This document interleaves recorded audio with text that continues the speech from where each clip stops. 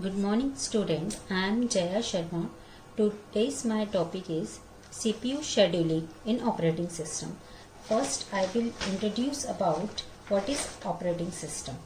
Operating system is an interface between user and hardware. Operating system is a software which performs all the basic tasks like different function of operating system is memory management, process management, device management, file management, security, error detection, control over system. Process management के अंदर process जब schedule होती है या CPU के अंदर हम किसी भी रिक्वेस्ट को इंटरफेस कराते हैं तब वो डिफरेंट स्टेट में होती हैं. जब कोई प्रोसेस अंदर आती है तब वो न्यू स्टेट में होती है और after that way ready state में जाती है. उसके बाद एग्जीक्यूशन कंडीशन में जब वो सीपीयू के अंदर होती है तो वो रनिंग स्टेट में होती है और एग्जीक्यूट के बाद वो टर्मिनेट हो जाती है जिसमें हमें आउटपुट डिस्प्ले हो जाता है. अगर रनिंग कंडीशंस में कोई भी इनपुट आउटपुट इंटरप्शंस होता है तो वो वेटिंग कंडीशन में जाकर वापस रेडी क्यू में चली जाती है.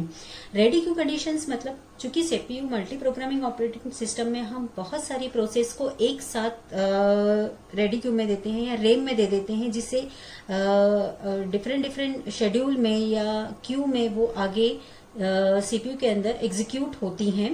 इसी प्रोसेस शेड्यूलिंग या CPU scheduling in operating system two different techniques इसमें यूज होती हैं. First primitive and second non primitive. CPU scheduling technique that work by dividing the time slot of CPU to a given process. अगर दिए हुए time को CPU कोई time slot provide करता है उसमें अगर प्रोसेस स्विच कर जाती है जिससे हमारी प्रोसेस अगर रेडी क्यू में है और अगर वो एग्जीक्यूशन के लिए रनिंग में जाती है या एग्जीक्यूशंस के लिए जाती है और किसी भी इंटरप्शंस के कारण उसे वापस वेटिंग में या रेडी क्यू में भेज दिया जाता है इनकम्प्लीशन के पहले, तो वो प्रिमिटिव टाइप की कंडीशंस होती है. Second non primitive CPU scheduling technique. The process take the resources time CPU time and hold it till the process gets terminate और the push in the waiting state. It means अगर आपकी process ready से running condition में गई है या running CPU के अंदर एग्जीक्यूट होने के लिए गई है, आफ्टर दैट वो तब तक वहां से नहीं टर्मिनेट होती है जब तक वो कंप्लीट एग्जीक्यूशन उसका नहीं हो जाता है. आफ्टर एग्जीक्यूशन वो टर्मिनेट हो जाती है, यानी अगेन वो रेडी क्यू में नहीं जाती है. इस टाइप से दो डिफरेंट टेक्निक्स में हम सीपीयू शेड्यूलिंग्स को डिवाइड करते हैं. Operating system process scheduling algorithm. Different type की एल्गोरिथम्स हम यहाँ पर देखते हैं. First come first serve, FCFS, shortest job next, SJN. Basically ये एल्गोरिथम नॉन प्रिमिटिव टाइप के एल्गोरिथम्स होती हैं जिनमें प्रोसेस जब तक कंप्लीट नहीं हो जाती है और टर्मिनेट नहीं हो जाती हैं तब तक वो रनिंग कंडीशन में होती हैं. Next priority scheduling, shorted remaining time, round robin algorithms.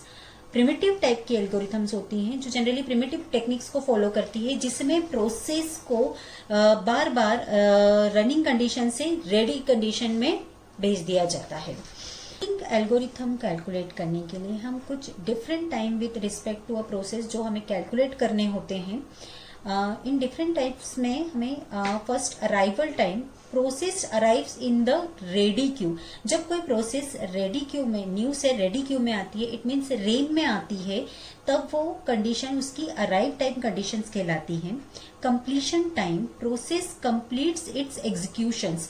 कोई प्रोसेस जब रनिंग कंडीशन से यानी सीपीयू से एग्जीक्यूट होकर आउटपुट आपको डिस्प्ले करती है या आपको आउटपुट मिलता है, वो टाइम उसका कंप्लीशन टाइम होता है.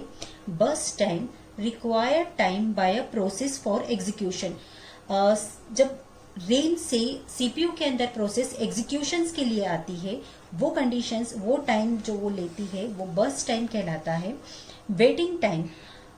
जब प्रोसेस रेडी क्यू में होती है, रेडी क्यू में जब यानी रेम में होती है, जब हम उसे इनपुट कंडीशन से या इंस्ट्रक्शंस जब हम इनपुट डिवाइस के थ्रू देते हैं और वो रेडी कंडीशंस में जाती है, रेम में जाती है, वो टाइम जब तक वो रनिंग कंडीशन में ना पहुंच जाए उसे वेट करना होता है, वो टोटल टाइम उसका वेटिंग टाइम कहलाता है।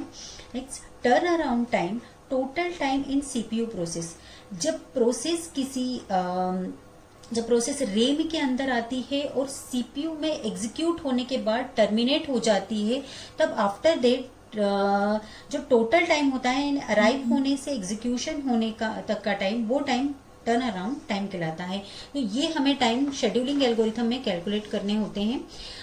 टर्न अराउंड टाइम के लिए हम देखते हैं कि completion time minus arrival time. तो जब हम इसे कैलकुलेट करते हैं तो टोटल कंप्लीट टाइम और जब हम अराइव होता है उसका डिफरेंस होता है टर्न अराउंड टाइम। वैसे ही हम वेटिंग टाइम कैलकुलेट करते हैं, जिसमें जब हमारी प्रोसेस जितना टाइम मशीन के अंदर लेती है वो टर्न अराउंड टाइम, और उसका टोटल जो वर्स्ट टाइम होता है, जो एग्जीक्यूशन टाइम होता है, उसका डिफरेंस उसका वेटिंग टाइम होता है। ये वेटिंग टाइम जब वो रेम में होती है या रेडी क्यू में होती है।